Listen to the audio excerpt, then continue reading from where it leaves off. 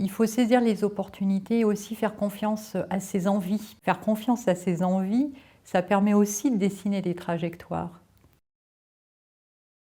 Je suis Sylvie Bérodia et je suis directrice de la communication pour la direction exécutive Auvergne-Rhône-Alpes à la Poste.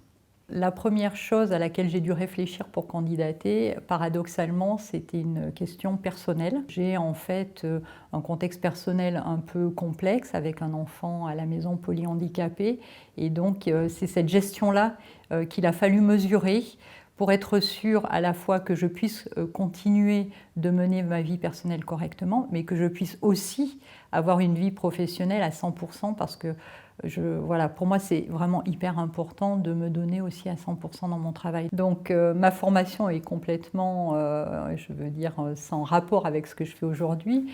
Je suis en fait docteur en sciences politiques, un doctorat que j'ai passé à Sciences Po Paris, et spécialisé sur les pays de l'Est. C'est une formation que j'ai eu énormément de plaisir à faire, qui m'a appris l'autonomie, la manipulation d'énormément de données, etc. Ma directrice de thèse était Hélène Carrère d'Ancos, donc quelqu'un d'extrêmement brillant. Et c'est aussi été une figure qui m'a aidée, peut-être qu'elle ne le sait pas, mais voilà, quand j'ai passé ma thèse, mon fils était déjà né.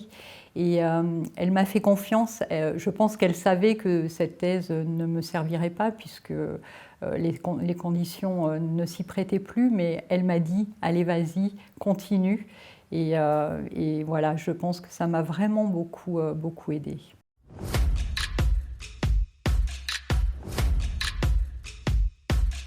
À ce moment-là, en fait, je rentre en Auvergne, c'est donc chez moi. Je suis avec mon mari en Auvergne et là, je regarde les offres d'emploi, je cherche et j'ai trouvé en fait une offre d'emploi à Vulcania, donc le Centre européen du volcanisme, pour être chargée de mission pour le président Giscard d'Estaing. Et en fait, je pense que si j'avais un message à passer, ça serait ça, c'est que toute contrainte peut être une opportunité. Et là, devant moi, j'avais voilà, quelque chose à ce moment-là qui pouvait être vécu comme une contrainte très importante parce que ça a totalement réorienté toute ma carrière, sans doute ma carrière professionnelle. Toutes les études que j'avais faites ne me servaient plus à rien, on va dire en tout cas de façon immédiate. Et j'ai trouvé un boulot inattendu, complètement surprenant. Cette contrainte est devenue une véritable opportunité.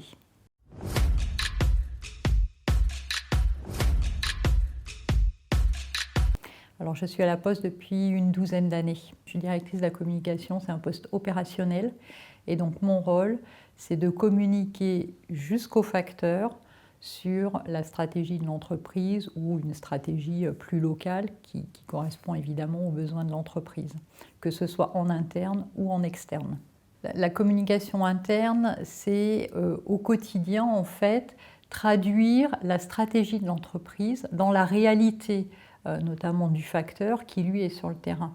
Si par exemple au niveau national on décide de développer une politique RSE, ensuite sur le terrain ça sera d'expliquer pourquoi on met en place des véhicules électriques sur la partie environnementale ou pourquoi au niveau sociétal on travaille avec des collègues qui peuvent avoir des restrictions d'aptitude.